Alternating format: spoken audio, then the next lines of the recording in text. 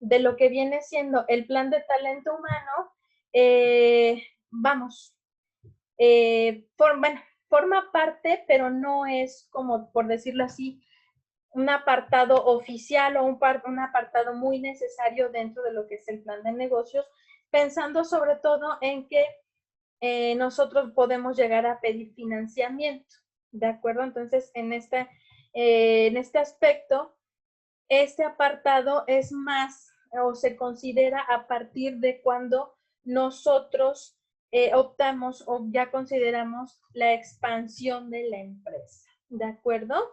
Entonces, el día de hoy vamos a hablar del plan de operaciones.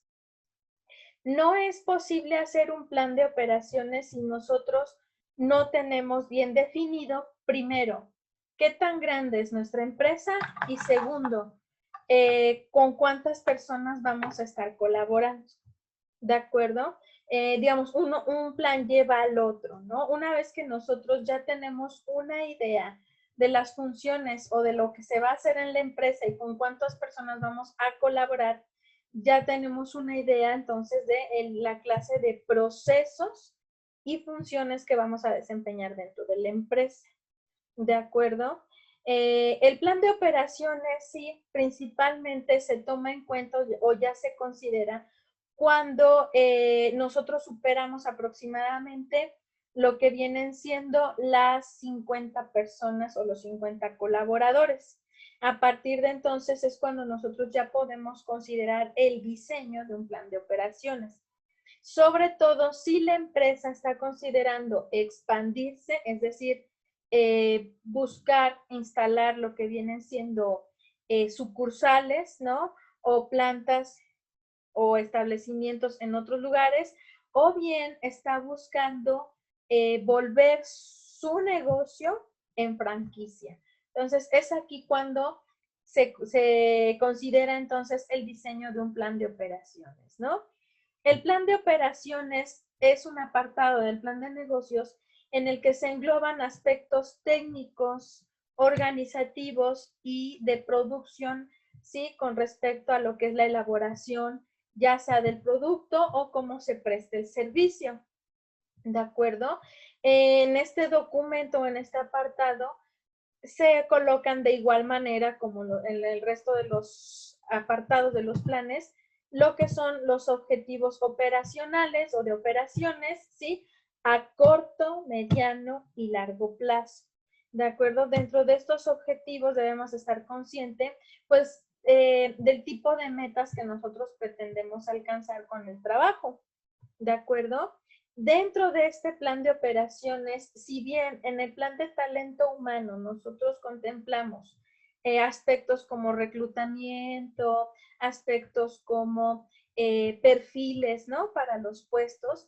En este aspecto, en lo que es el plan de operaciones, aquí nosotros vamos a considerar el tipo de funciones, ¿no? O el tipo de tareas a cubrir por cada uno de los perfiles. Pero para que nosotros podamos definir estas funciones, estas responsabilidades, se tiene que diseñar a la par con el plan de operaciones lo que viene siendo o lo que se le conoce como manual de funciones.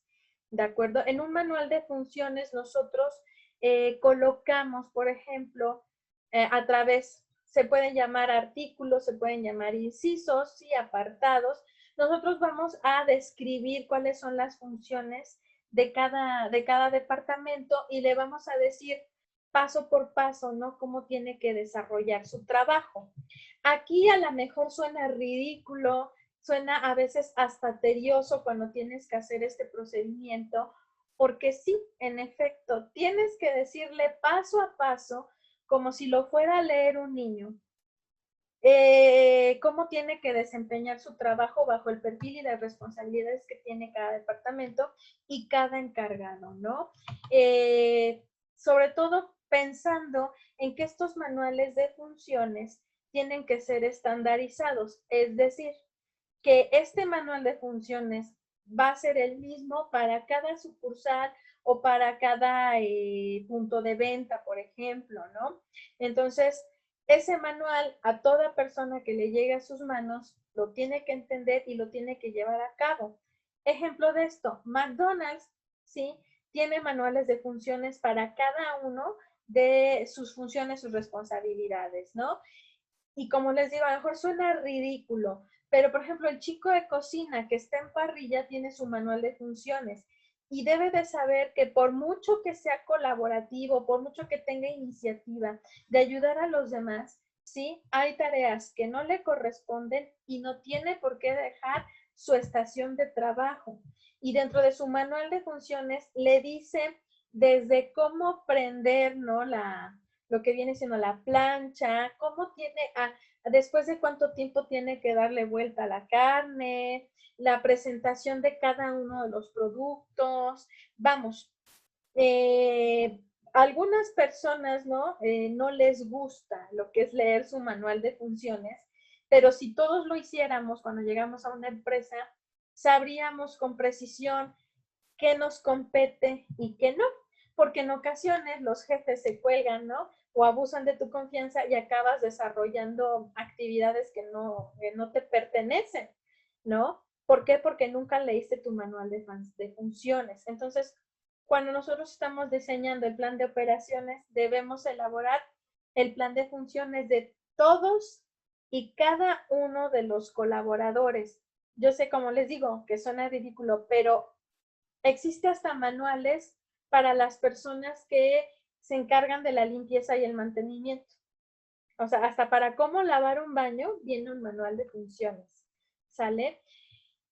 Por eso muchas empresas cuando llegan a contemplar esta idea de expandir su empresa, de abrir sucursales, de cambiarse al modelo de franquicia, cuando llegan a este apartado del plan de operaciones, tienden a echarse para atrás. ¿Por qué? Porque el diseño del plan de operaciones tiende a ser tedioso y tiende a ser el más elaborado con respecto a todo lo que comprende lo que es el resto del plan de negocios. Imagínense elaborar el manual de funciones de cada uno de los colaboradores. O sea, sí se lleva tiempo,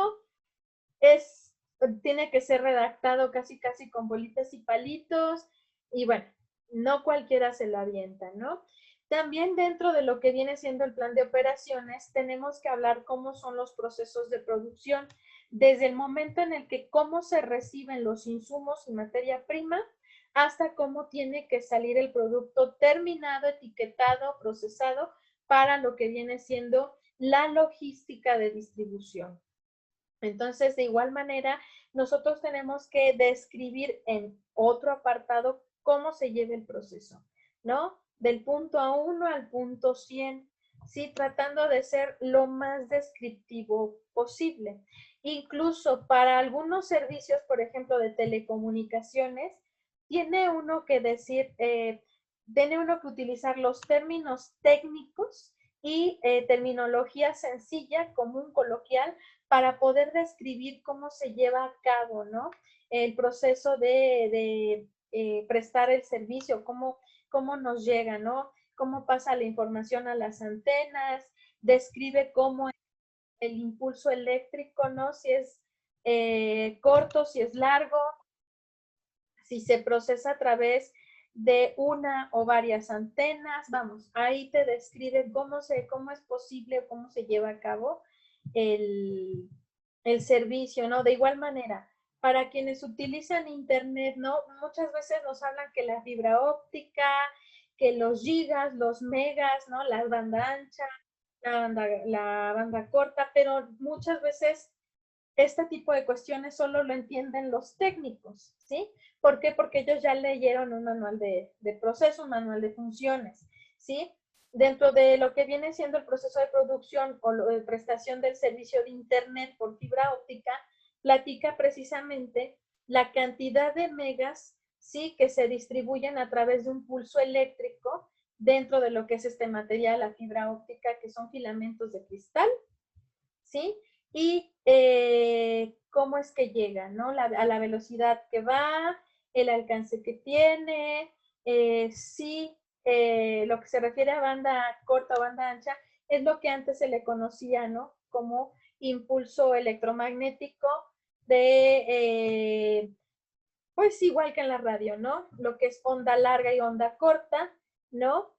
Lo que viene siendo banda ancha y banda corta se refiere a si en este caso hay más impulsos o los impulsos son constantes, si el alcance tiende a ser, vamos, el alcance o la llegada de la información del Internet tiende a ser más rápido, ¿no?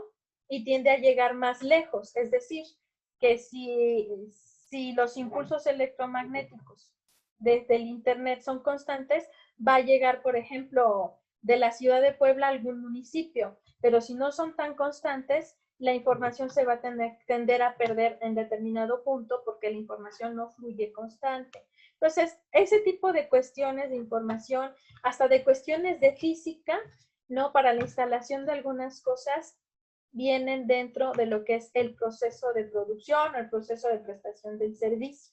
De acuerdo, tenemos que describir incluso si se tiene que echar a perder el alimento para poder procesarlo. Ejemplo de esto, lo que comemos como queso. El problema que hay ahorita con los quesos es precisamente que en lo que es los manuales de producción hay cosas que no se describen o no están detalladas, ¿sí? Es cierto, lo que comemos no es queso, ¿no? Es un producto lácteo tipo queso o imitación queso. ¿Por qué? Por el tipo de fermentación, por los estándares de calidad que exigen este tipo de fábricas, no se puede llevar la descomposición para volverlo queso como debe de ser, ¿no? Entonces, en este aspecto comemos algo muy parecido a un queso, pero no es exactamente queso. Y dentro de ese proceso de producción, sí hay cosas que no se describen y por eso ahorita están bloqueadas algunas marcas hasta que no modifiquen lo que vienen siendo su plan de operaciones, ¿no? Hasta que no vengan las descripciones precisas. Por ejemplo, dentro de lo que es el proceso de producción, nosotros tenemos que decir el origen de los insumos, de dónde vienen, por ejemplo, si son productos orgánicos, dónde se cultiva, si es un animal donde se cría, etcétera, ¿no? Si todo lo que yo estoy utilizando va a dar como producto final un producto imitación, no tengo por obligación que describirlo o dejarlo explícito dentro de la etiqueta. Y eso viene dentro de lo que es el proceso de producción. Cómo se elabora la etiqueta y toda la información que contiene. Entonces, por eso les digo, es la parte como más compleja, ¿no? Tenemos nosotros también que describir dentro del plan de operaciones todas y cada una de las funciones administrativas que se involucran dentro de la empresa y dentro de las más importantes tenemos lo que se le conoce como gestión de inventario. Dentro de gestión de inventario nosotros vamos a incluir lo que viene siendo desde cómo se llevan las cuentas, es decir, cuántas deudas o cómo se llevan las deudas, ¿sí? Cómo se llevan las deudas tanto a pagar como a cobrar, por ejemplo. Cómo se lleva el inventario en bodega, ¿no? En cuanto a insumos, en cuanto a producto terminado, ¿sí? Si existe algún tipo de papelería que nosotros estamos desarrollando oficial, cuáles son los formatos para llevar el control de todo esto, ¿sí?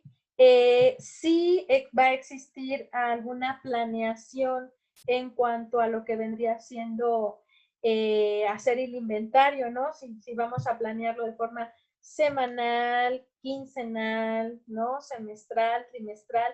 Aquí también se va determinando los periodos en los que se hace inventario, ¿de acuerdo? El tipo de control, ¿no? En cuanto a lo que son entradas y salidas, todo este tipo de gestiones van en el apartado, ¿no? Del gestión de inventario. Tenemos las estrategias y procesos de la gestión de calidad. En este aspecto, en cuanto a gestión de calidad, debemos de tomar en cuenta también varios aspectos. Producción, servicio al cliente y satisfacción de los empleados. ¿De acuerdo? Para que nosotros podamos garantizar que lo que nosotros hacemos es de calidad, no solo es el producto final o lo que nosotros estamos comercializando, ¿no? Sino que parte de la gestión de calidad es desde cómo llevo todos mis procesos en tiempo, forma, control, como también medir lo que es la satisfacción del cliente, del consumidor final, y también cómo es la convivencia y la satisfacción de mis empleados, que son mis clientes internos. En ese aspecto, debo de también llevar un control, una medición de estos aspectos, ¿no? Tanto internos como externos. Y aquí dentro de los procesos de gestión de calidad, yo debo de incluir aspectos como evaluaciones, encuestas, ¿no? De satisfacción, lo que viene siendo la mejor capacitación para el personal, ¿no? Y no solo capacitación para que estén desarrollando el proceso de producción de la mejor manera, sino también capacitación en lo que viene siendo ambiente laboral. Dentro de lo que es la gestión de calidad que va de la mano con recursos humanos es la vigilar y controlar lo que es la comunicación organizacional, tanto interna como externa, así como la formal y la informal, ¿no? Lo que es la gestión del aprovisionamiento o bien la logística de distribución. En este aspecto, una vez que yo determiné dentro de mi plan de marketing cómo iban a ser mis canales de distribución, ¿sí? Ahí solo describo cómo es mi canal, ¿no? Y por qué me conviene, sobre todo pensando en cuando llegue el producto a las manos del consumidor. Aquí en gestión de aprovisionamiento tengo que indicar el proceso de esa logística de distribución, desde el momento en que sale de producción, ¿sí? Lo que es el producto, ¿sí? Se va a bodega, el tiempo que está en bodega, ¿sí? El tipo de traslado, si el canal es directo o tiene intermediarios, tengo que describirlo, ¿no? Decir quiénes son los distribuidores, todos sus datos fiscales, ¿sí? Ubicación, todos los datos, ¿no? Tengo que describir también cómo es el proceso. Si, por ejemplo, tengo un mayorista que compra determinada cantidad y este a su vez se lo vende a otro, ¿no? Pero a lo mejor reempaquetado, ¿sí? Y al momento de que llega a punto de venta, ¿cómo se está distribuyendo? Si en este caso nosotros vamos a distribuir algún display para la colocación del producto, tengo también que describir dentro de este apartado, pues cómo va a ser la gestión, porque no siempre el proveedor, el que lleva el producto, lleva el display de colocación. ¿A qué me refiero con display de colocación? Este puede ser algún mueble, ¿no? Alguna estructura en donde va a ir colocado el producto para que la gente lo tome. Pueden ser refrigeradores, como en el caso de los refrescos y la cerveza, ¿sí? Pero no siempre el que distribuye el producto es aquel que lleva el display. Es otro sistema, otra logística la que se encarga de llevar esto. Igual pasa con la publicidad que se va a los puntos de venta, es otra logística que le hace llegar, por ejemplo, al tendero, ¿no? Lo que son los carteles, lo que vienen siendo mejor volantes, no es la misma persona. Entonces, en gestión de aprovisionamiento, tengo que describir quiénes son principalmente mis distribuidores, pero también quiénes son mis proveedores, a quienes sí les voy a pagar por, en este caso, hacerme llegar materia prima e insumos. Digamos que en el apartado de gestión de aprovisionamiento, yo voy a indicar a todos y cada una de las personas a las que yo le estoy haciendo facturas. ¿De acuerdo? Proveedores y distribuidores. ¿De acuerdo?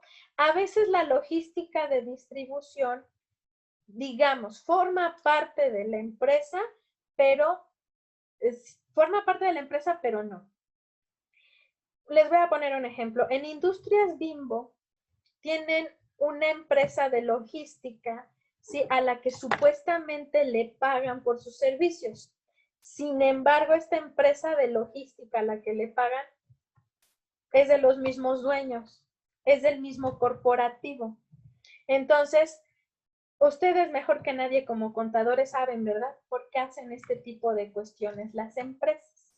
¿Sí? Esto es con el propósito de quitarse de algunos problemas fiscales, ¿no? Entonces, en este aspecto, dentro de lo que es la gestión de aprovisionamiento, pues indicamos a todos aquellos a los que les hago facturas, ¿no? A todos aquellos que colaboran conmigo de forma externa y ya sea que me hagan llegar mi materia prima, como y de igual manera me hagan posible la llegada de mis productos hasta las manos de lo que viene siendo mis consumidores, ¿no?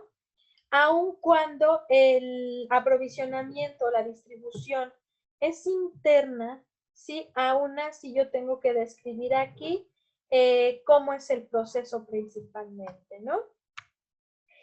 Dentro del plan de operaciones, yo tengo que colocar también cuáles son mis estrategias de localización y mis estrategias de organización, ¿no? Dentro de lo que son estrategias de localización, se refiere principalmente a lo que viene siendo cómo determinamos nosotros, porque como les digo, el plan de operaciones se contempla a partir de la expansión de la empresa. Entonces, nosotros dentro de las estrategias de localización apoyados de las estrategias de marketing, voy a describir o voy a detallar cómo nosotros seleccionamos o gestionamos lo que vienen siendo las nuevas ubicaciones para sucursales, bajo qué términos nosotros si otorgamos una franquicia y cuáles son las condiciones de ubicación que nosotros indicamos, ¿sí?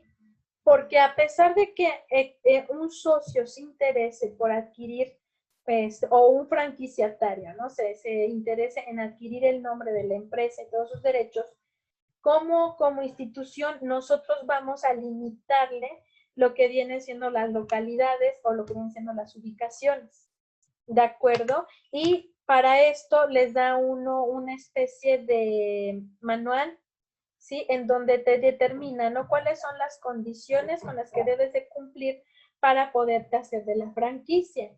Y una de ellas es el tipo de ubicación, ¿no? Que la ubicación cumpla con determinadas características o con determinados aspectos, ¿no?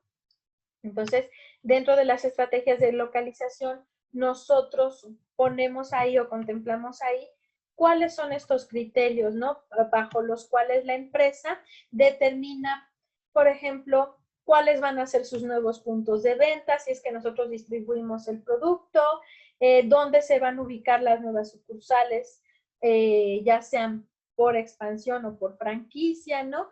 Aquí determinamos esos aspectos. Y las estrategias de organización van de la mano con lo que viene siendo el plan de talento humano, si todo lo referente a recursos humanos, con respecto a cómo se va a llevar, por ejemplo, el control de los colaboradores, el control de la información o cómo fluye en la empresa, ¿sí? Cómo va a ser, por ejemplo, en el caso de expandirnos nosotros a nuevas sucursales, ¿sí? Cómo se va a llevar el control o cómo se va a llevar a cabo lo que viene siendo desde contratación, capacitación, asignación de puestos, ¿no? Reclutamiento, todo esto para lo que vienen siendo los nuevos puntos, ya sea de venta o las nuevas sucursales, ¿no? En este aspecto, ¿no? Ya conociendo, ¿no? Cuáles son principalmente los apartados o la información principal que debe contemplar el plan de operaciones, ¿sí? Vamos, a partir de cuándo nosotros podemos considerarlo o cuándo se considera que podemos comenzar a diseñar un plan de operaciones, principalmente cuando nosotros estimamos que nuestro volumen de ventas, ¿sí?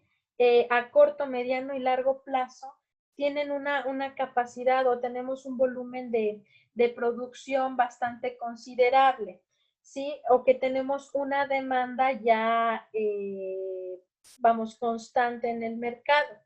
no por fuerza tienes que decir, ya pasaron 10 años, entonces ya puedo contemplar el diseño de un plan de operaciones.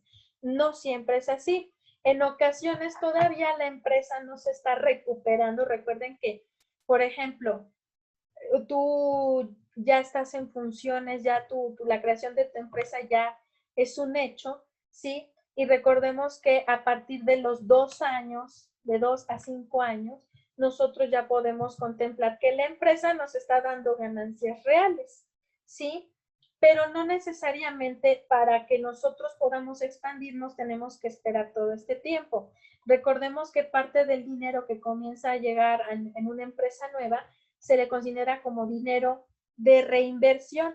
Entonces, cuando nosotros comenzamos a ver que estamos teniendo producción constante, ¿sí? No es como ya me emocioné, ya me volví rico, no. Debemos entonces considerar nosotros si vamos a expandirnos, si vamos a cambiar de modelo de negocio, ¿sí? Y es a partir de ahí cuando nosotros podemos considerar comenzar a diseñar lo que es un plan de operaciones. Sí debe haber disponibilidad económica, disponibilidad tecnológica también.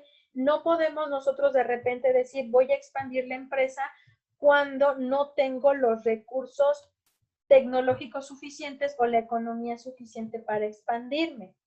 Especialmente por lo siguiente, si yo pedí financiamiento para poder constituir mi empresa y no lo he liquidado, no es recomendable hacer un hoyo para tapar otro o tener varios hoyos con el propósito de hacerme como empresa cada vez más grande. En ese aspecto, si yo tengo, ¿no?, una deuda, tengo un pendiente financiero, en ese aspecto sí debo esperar a concluirlo para poder yo en ese aspecto, ya sea buscar un nuevo financiamiento, una nueva fuente de financiamiento, o bien considerar si ya tengo, ¿no?, la suficiente economía para poderme expandir y sobre todo si tengo la disponibilidad tecnológica para poder hacerlo, ¿no? De igual manera, si tengo la disponibilidad económica, puedo comprarme la tecnología suficiente para expandirme, pero en muchas ocasiones no se tiene ni una ni la otra, pues no es posible, ¿no? Debo tomar en cuenta que también para poder hacer mi plan de operaciones, ¿sí? Debo cumplir, ¿no?, con determinados estándares, determinados prototipos a seguir, ¿de acuerdo?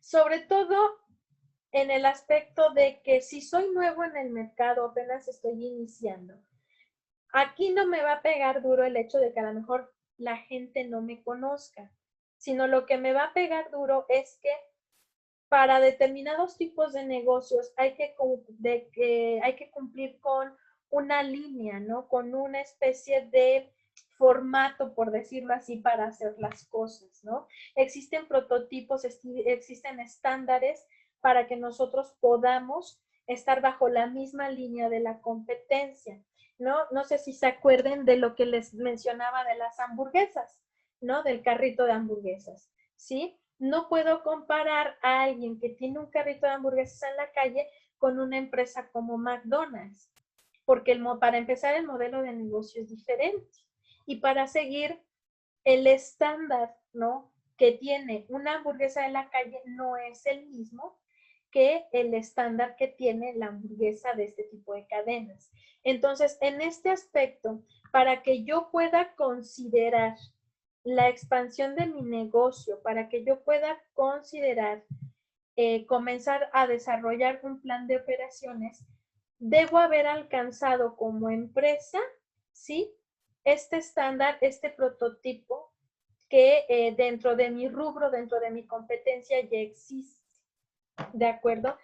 En determinado momento, si ese prototipo, ese estándar, todavía no existe porque mi producto es innovador, entonces en ese aspecto, lo primero que tengo que hacer, o lo primero que tengo que contemplar es ir y registrarlo. ¿Por qué? Porque una vez que yo lo registre, otras empresas que quieran hacer lo mismo, ¿sí?, no van a poderme hacer competencia, no van a poder vamos, a alcanzar el nivel que yo tengo mientras no cumplan con ese prototipo, con ese estándar, que se vuelve un estándar de calidad, ¿sí? Les voy a poner un ejemplo.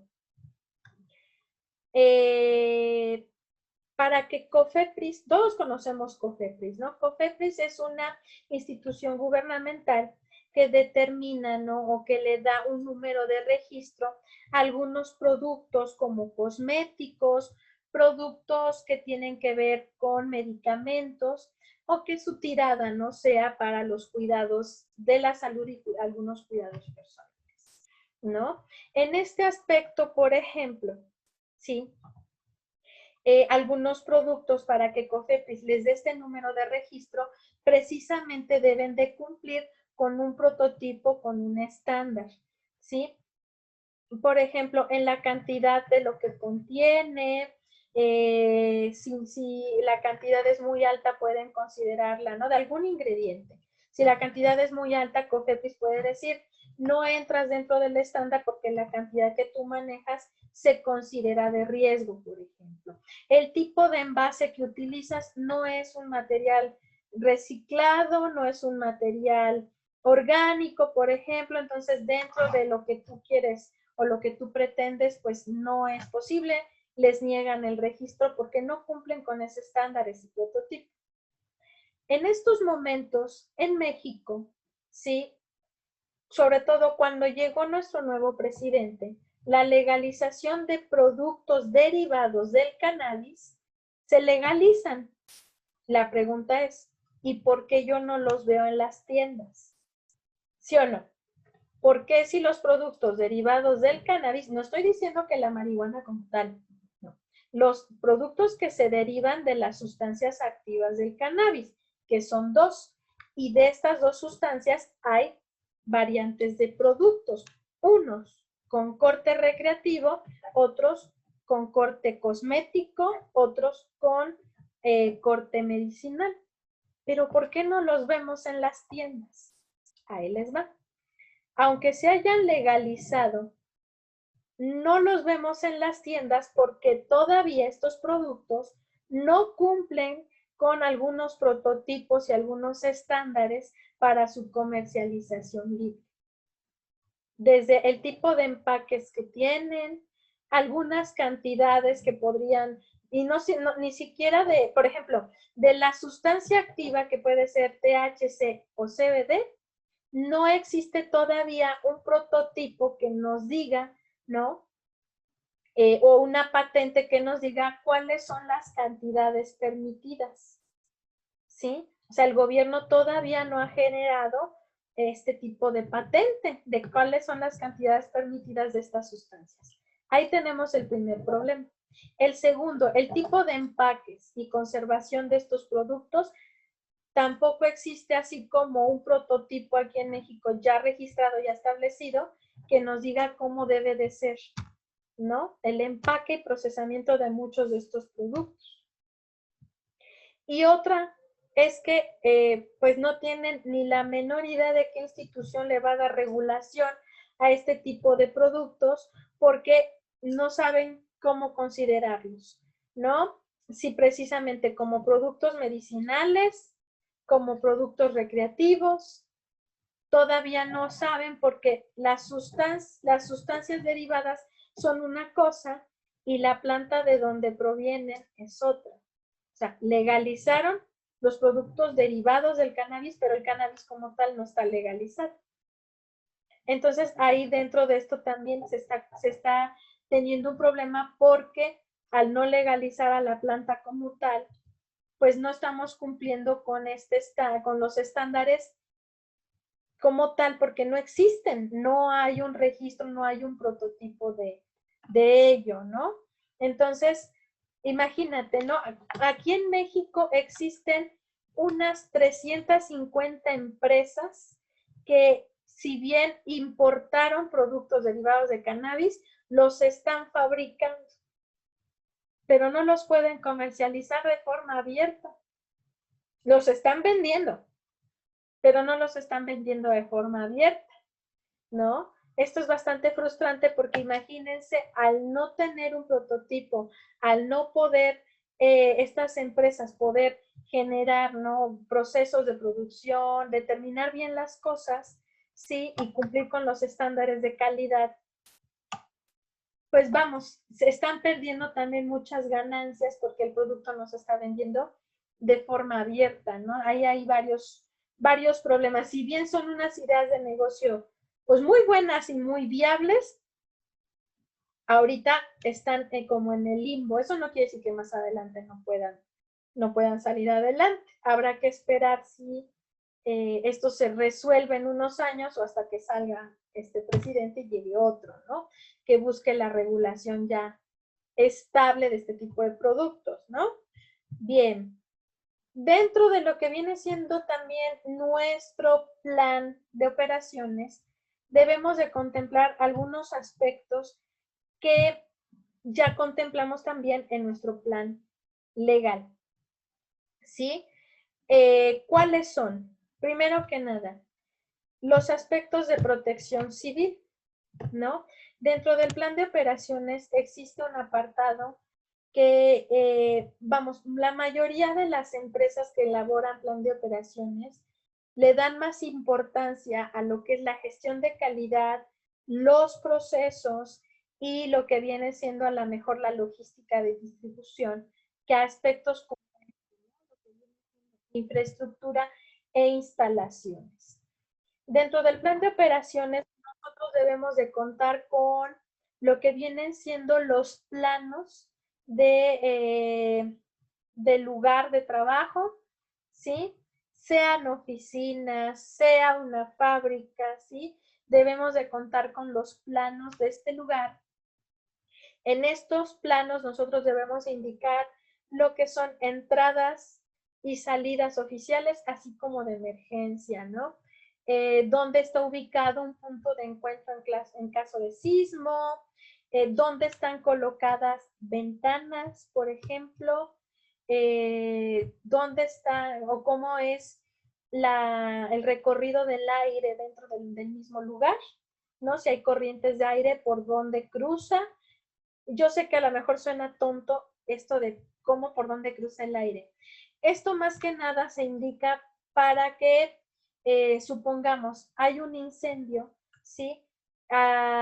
Nosotros sabemos, según las corrientes de aire, qué tan posible es que se expanda y qué tan posible es que se controle. ¿De acuerdo? Entonces, en este aspecto, a Protección Civil sí le interesa mucho dónde tienes ubicadas ventanas y corrientes de aire. Ventanas también pensando en que en caso de un sismo puede haber ruptura de cristales y puede haber incidentes. Entonces, necesitamos en estos planos ubicar todos estos tipos de aspectos, ¿no? Entradas, salidas, tanto usuales como de emergencia, puntos de encuentro para caso de un siniestro, corrientes de aire. Si no existen corrientes de aire, debemos indicar si hay ductos de ventilación o un sistema de ventilación instalado. ¿Cómo es el mapeo eléctrico? El mapeo eléctrico sirve tanto para lo que son las personas de mantenimiento como también para los supervisores de protección civil. De acuerdo, el mapeo eléctrico dentro del plano nosotros decimos dónde está ubicada toda la tubería, ¿no? De cables y en algunos casos de telecomunicaciones también, ¿no?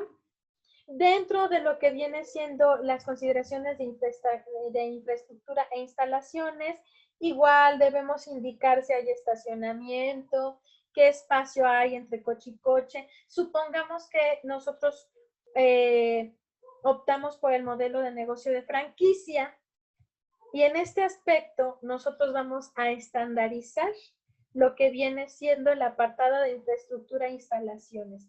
Es decir, que a todo aquel, como les había comentado hace un momento, todo aquel franquiciatario que decide volverse socio, ¿sí? Que adquiere el derecho del nombre, se le da este tipo de manuales, ¿sí? Este plan de procesos y se le indica cuáles son, cómo tiene que orientarse, cómo tiene que distribuirse local, se le indica precisamente cómo tiene que estar distribuido el estacionamiento, los espacios que debe de haber. Si hay drive-thru también tiene uno que indicar, ¿no? Por qué punto se debe de entrar, hacia dónde se tiene que salir. Todo ese tipo de aspectos entran en las especificaciones de infraestructura e instalaciones. Incluso en muchas ocasiones dentro de este apartado tenemos que indicar la decoración, ¿no? Los colores permitidos para la decoración, el tipo de mobiliario, cómo tiene que estar ubicado todo el mobiliario bien dentro de la empresa. A mí me tocó ver dentro de un plan de operaciones, en este apartado de infraestructura e instalaciones, venía indicado, por ejemplo, hacia dónde estaban orientados los escritorios. Todos los escritorios estaban orientados hacia el poniente. Sí, no me pregunten por qué, pero todos los escritorios estaban ubicados hacia el poniente. O sea, había oficinas donde entrabas y tú veías derecho los escritorios, en otras oficinas estaban sesgados. Todos tenían que estar viendo hacia el poniente. Indicas, por ejemplo, cuántas ventanas tiene que haber, a lo mejor por oficina, si se utilizan cortinas, si se utilizan persianas. Tienes que indicar el tipo de iluminación, si va a ser cálida, si va a ser fría, cuántos focos no están permitidos dentro de la instalación. Vamos, si va a haber archiveros, si los muebles son desmontables, si son fijos. Toda esta clase de aspectos que corresponden a lo que es infraestructura, ahí se establecen. Si hay maquinaria, cómo tiene que estar ubicada la maquinaria. Por ejemplo, dentro de lo que es el plan de infraestructura de McDonald's, viene cómo está ubicado todo en la cocina. Todo. ¿Y qué creen? Que el bote de basura, siempre de los siempre, tiene que estar ubicado a un lado de lo que es el barril de pepinillos. Siempre de los siempre. ¿Por qué? Porque las bacterias de la basura hacen posible la conservación de esos pepinillos. Los pepinillos nunca van al refrigerador, siempre están afuera, destapados, junto al bote de la basura. ¿Cómo ven? Ahí viene dentro de lo que es el manual de infraestructura y cómo está colocado todo en cocina. Aunque usted no lo crea, ¿no? Dentro de lo que es este apartado tenemos que colocar dónde están ubicados los extintores, por ejemplo, el botiquín. Vamos, toda esta clase de aspectos. Hay empresas en donde viene incluido, ya estamos hablando de empresas como hoteles, grandes hoteles, algunas empresas como de producción de automóviles, ¿no? De vehículos, contemplan el espacio del helipuerto, ¿no? En algunos casos, porque también el hecho de contemplar un helipuerto tiene su chiste, no es como que en cualquier parte de la ciudad, en cualquier azotea, pueda aterrizar un helicóptero, no. No tiene, el edificio debe contar con determinadas especificaciones y el espacio del alrededor debe permitirle, ¿no? Al vehículo poder bajar, ¿no? Por ejemplo, aquí en la ciudad de Puebla tenemos un edificio que se llama el edificio 1. No sé si algunos de ustedes lo han llegado a ver. Precisamente es un edificio que tiene forma de un 1 y abajo tiene un museo de coches, ¿no? El edificio está prácticamente vacío, es el capricho del dueño, el edificio y el museo. El museo es su colección de coches. Pero el edificio tiene un helipuerto, pero es un helipuerto obsoleto porque no tiene permitido que baje ningún helicóptero, porque ni el edificio soportaría el peso del helicóptero, ni tampoco el cableado de la zona le permitiría al helicóptero poder bajar. Entonces, pues bueno, pero el señor le hizo helipuerto por capricho, si le queremos ver así, ¿no?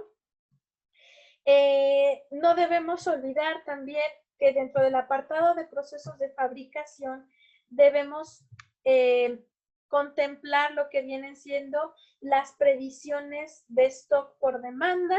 En este aspecto debemos establecer cómo van a ser nuestros tiempos de entrega, cómo van a ser las requisiciones de pedido, las requisiciones de insumos, cómo se va a llevar a cabo la atención al cliente, pero por parte de lo que son los distribuidores y los puntos de venta, cómo va a ser las previsiones, les decía, de stock por demanda, y esto sobre todo pensando en que va a haber temporadas altas, temporadas bajas de producción. Esto va de la mano, por ejemplo, con el plan de talento humano, en donde podemos contemplar el hecho de contratar personal por temporada, ¿no? También dependiendo de lo que nosotros estemos haciendo, ¿sí? Va de la mano, ¿no? Nuestro proceso de producción tiene demanda en determinada época del año y, bueno, nuestro producto, ¿no? Tiene la demanda en determinada época del año y obviamente, pues, nuestros niveles de producción tenderán a aumentar muchísimo. Va de la mano cuando tú contemplas también el contratar personal temporal, ¿no? Y dentro de lo que es nuestro aprovisionamiento y logística, dentro de lo que viene siendo a lo mejor la parte de la compra, ¿no? O lo que viene siendo el recibimiento de insumos y materia prima, ¿sí?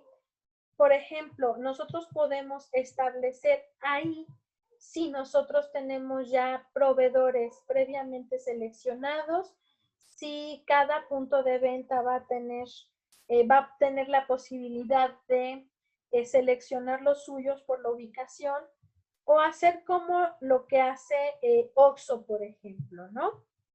OXXO, si ustedes se dan cuenta, ¿cuál es el único camión que llega a dejarles mercancía? ¿Se han fijado? ¿No? ¿Nunca se han fijado? OXXO desde hace muchos años ya no es, antes el modelo de negocio que tenía OXXO es que la idea original era mini supers, ¿no? Mini supers que comenzó la familia esta que inició los OXXOs, eran mini supers que fueron abriendo sucursales, pero lo fue abriendo cada miembro de la familia. De un momento a otro optan por volverse franquicia y cambian su modelo de negocio.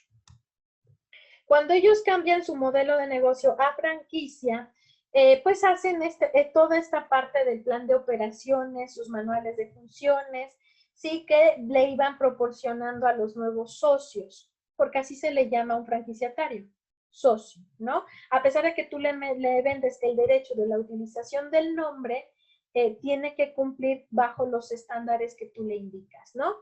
Es un socio, ¿sí? Un socio que te va a estar dando ganancias constantemente. Pero no porque tú compras una franquicia vas a hacer lo que se te pegue la gana. Por eso te dan los manuales. En muchas franquicias te seleccionan la ubicación, cosa que hacía OXXO. OXXO te decía, está muy padre que quieras poner un OXXO, pero ahora dime dónde. Entonces, dependiendo de dónde querías ponerlo, ellos te autorizaban, ¿no? O te hacían el sí para la adquisición de la franquicia.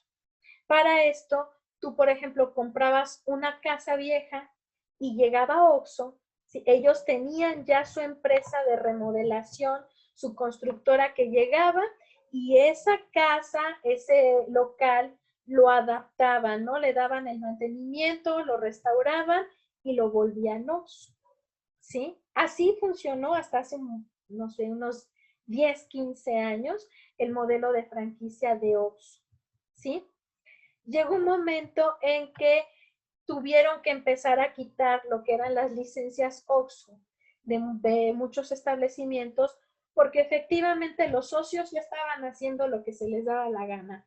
No les miento, llegó a haber OXXOs en los que había gente que vendía pollo. Imagínense, o sea, alguien que ya le había metido verduras, el pollito, ya empezaba a meter otras marcas y dentro de los manuales que tenía, ¿no? El plan de operaciones de OXXO decía qué marcas estaban autorizadas para el funcionamiento de OXXO, ¿sí? Y muchos de estos franquiciatarios no lo estaban respetando. Por esa razón, y es que ya lo veían como tiendita, ¿no? Llega alguien de alguna empresa, de alguna marca, una tiendita, y le dice al tendero, ¿usted es el dueño? Sí.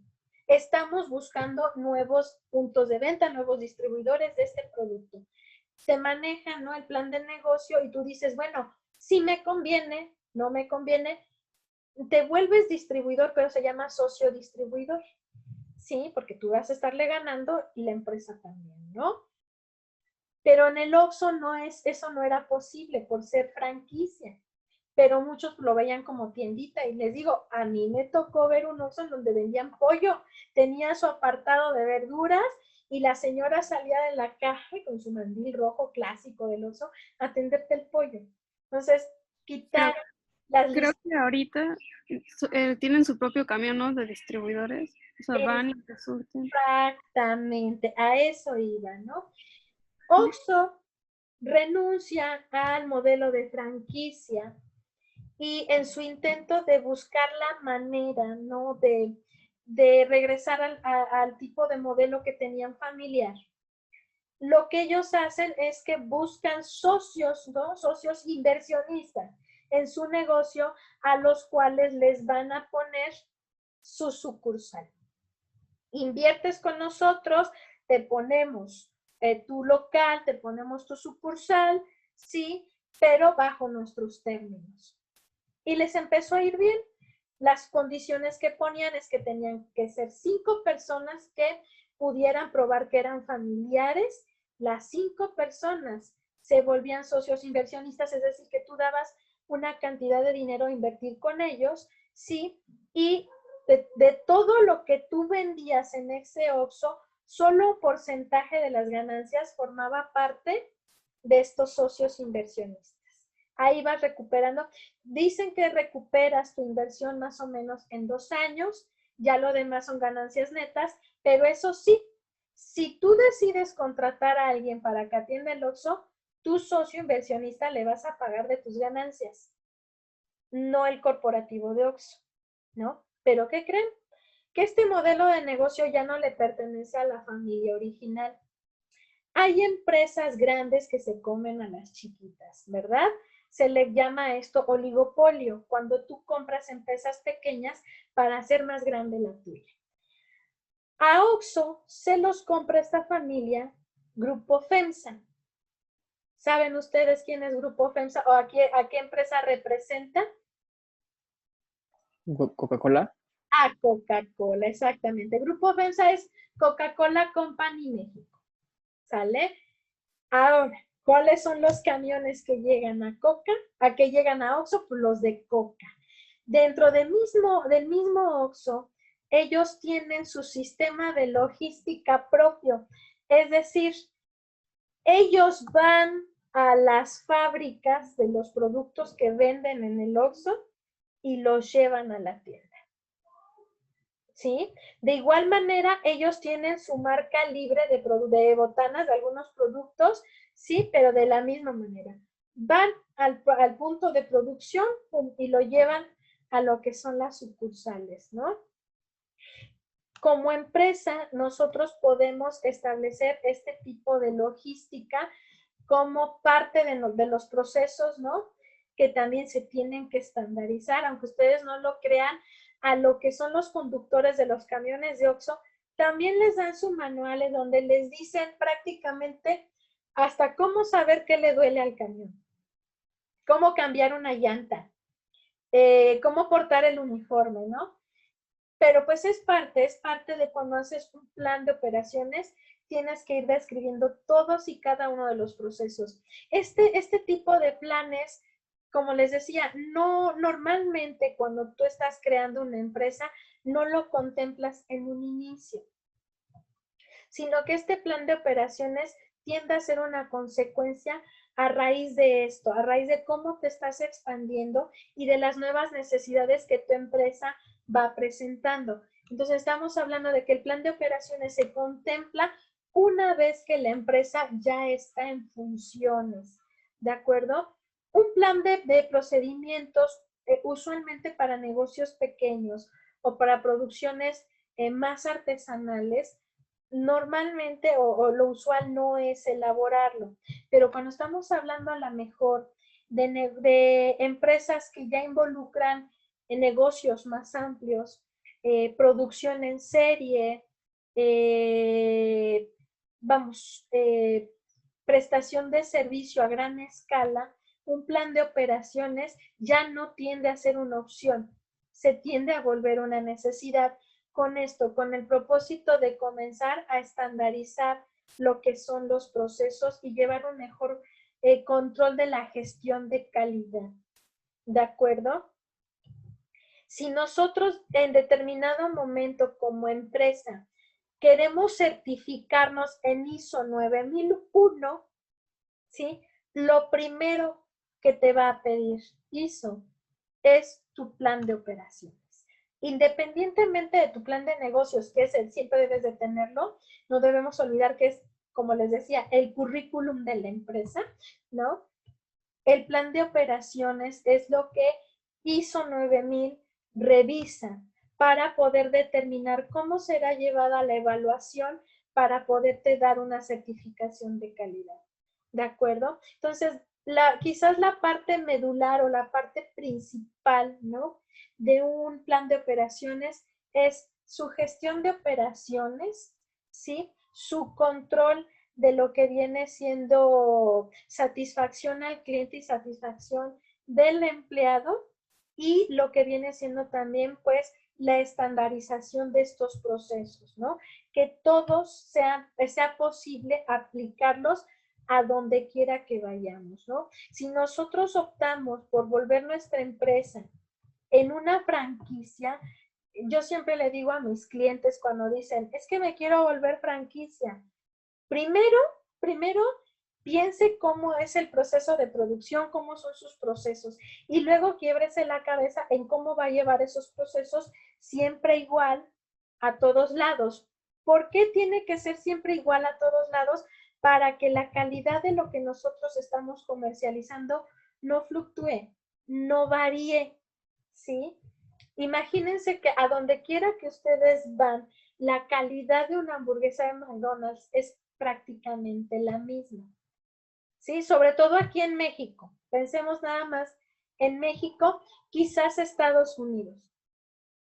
A McDonald's que ustedes entren, los productos básicos se elaboran todos de la misma manera, ¿sí? Y la calidad del mismo es, vamos, prácticamente igual, o sea, la calidad del producto no varía, ¿sí? Si nosotros nos vamos a un McDonald's en Europa, tiende a haber variaciones por el tipo de proveedores que tienen. Ahí les va.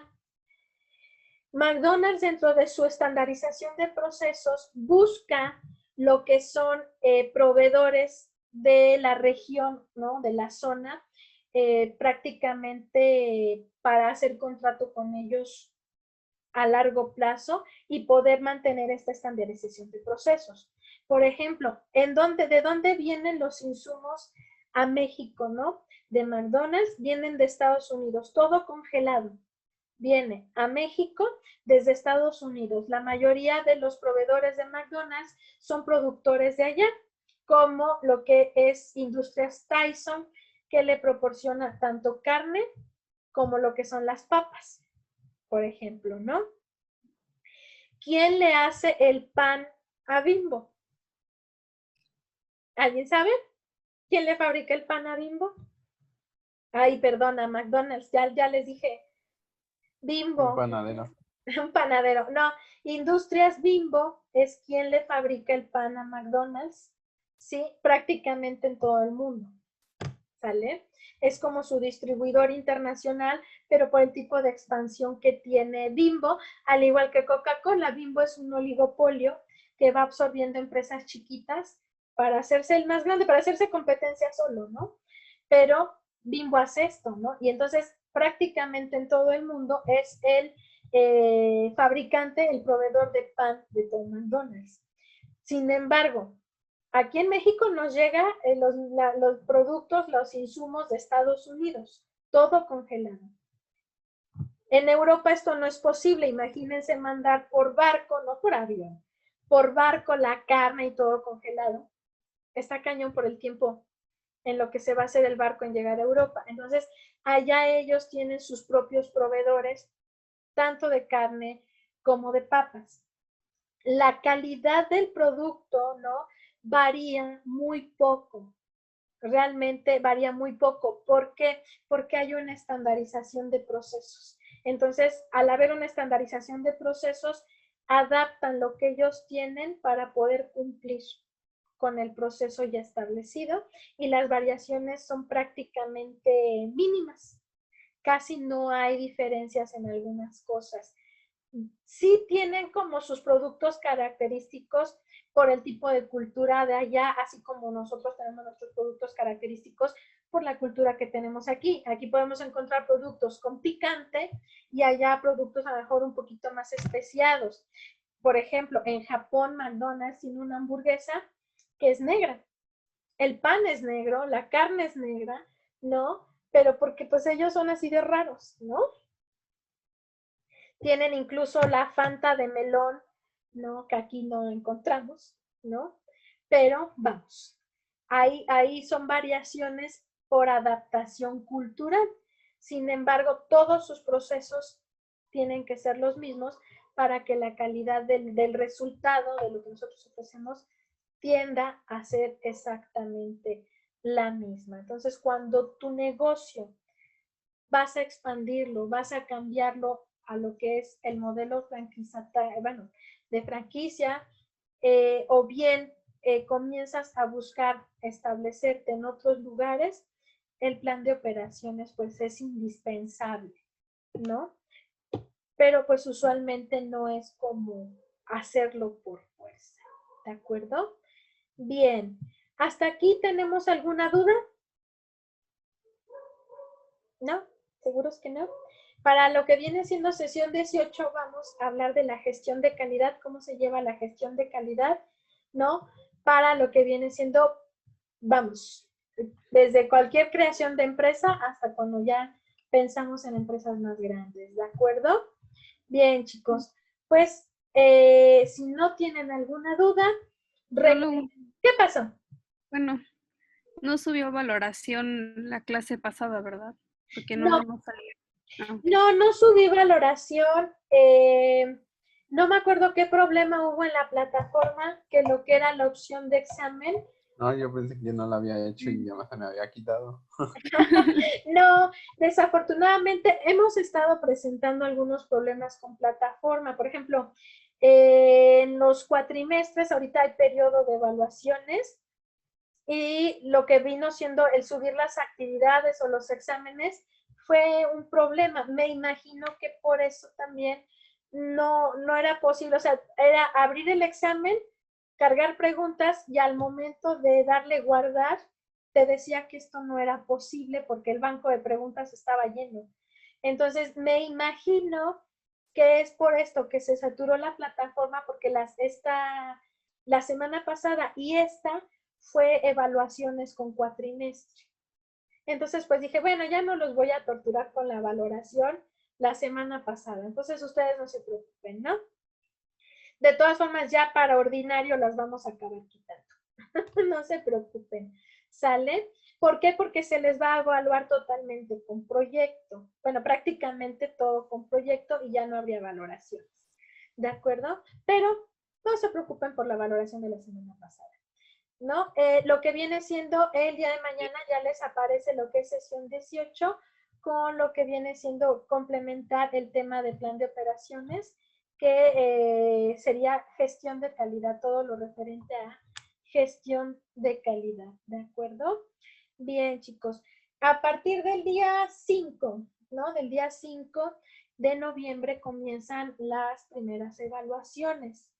Lo que viene siendo la semana que viene va a ser nuestro periodo de segundo parcial, ¿sí? Entonces, vamos, cuando es este periodo yo contemplo dentro de lo que es, por decirlo así, dentro de la misma semana, ¿no? Las 2 semanas. Entonces, el siguiente periodo, bueno, o el siguiente apartado lo van a encontrar así como periodo de segundo parcial del 5 de noviembre al 13 de noviembre. ¿De acuerdo?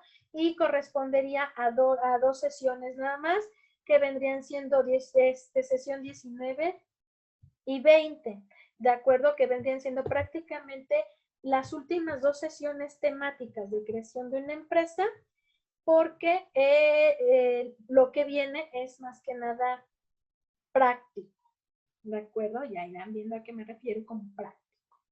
¿Estamos de acuerdo? ¿Qué pasó? Una pregunta. Yo no he realizado ningún foro, ¿los puedo realizar todavía? Los foros de Peace Out, sí, sin ningún problema, esos no tienen fecha límite, ¿no? Los foros de Peace Out se van tomando en cuenta junto con su asistencia como participación de la sesión. Más que nada, a mí me sirven para que los jefes digan que sí estuvieron en clase. ¿De acuerdo? O sea, voy Sí. empatando las asistencias con los resultados del foro de Peace Out. Si ustedes se dan cuenta, no sé, con sus otros docentes, igual y les ponen el Peace Out, igual y no se los ponen. Una servidora en el verano tuvo ahí un problema precisamente y entonces, ¿usted cómo hace su cierre de la clase? ¿Cómo sé yo que realmente el estudiante participó? Y ahí fue donde me surgió la idea de los foros de Peace Out, para demostrarle que sí hubo cierre y que el estudiante estuvo en la sesión. Entonces, así es como yo empato, ¿no? O justifico las participaciones de sesión. ¿Sale? Entonces, si no los han hecho, no se preocupen. Esos no tienen fecha límite y pueden entrar a hacerlos lo más pronto posible. Antes de que evalúe yo, no hay ningún problema. ¿Sale? Bien, chicos. ¿Alguien más tiene alguna duda? No, seguros que no. Bueno, chicos, pues entonces los estoy viendo la siguiente semana. Recuerden, van a encontrarlo como periodo de segundo parcial. Solo va a tener 2 sesiones, que es sesión 19, sesión 20, ¿de acuerdo? Y no estoy segura. Yo creo que nuestro examen estaría programado para el miércoles 11 de noviembre, es lo más seguro, ¿de acuerdo? Y en este aspecto, el día que entremos a examen, ¿de acuerdo? El tiempo que tenemos, igual que la vez pasada, es para que realicen la actividad de parcial. ¿De acuerdo? Lo que vendría siendo el miércoles 4 de noviembre tenemos sesión normal. ¿De acuerdo? O sea, el miércoles 4 tenemos clase, miércoles 11 sería nuestro examen y el tiempo sería, pero principalmente para entrar a sesión a resolver dudas, y el tiempo lo inviertan en la realización de su actividad de parcial. ¿De acuerdo? De una vez les comento, ya que tuvimos esta experiencia con las evaluaciones de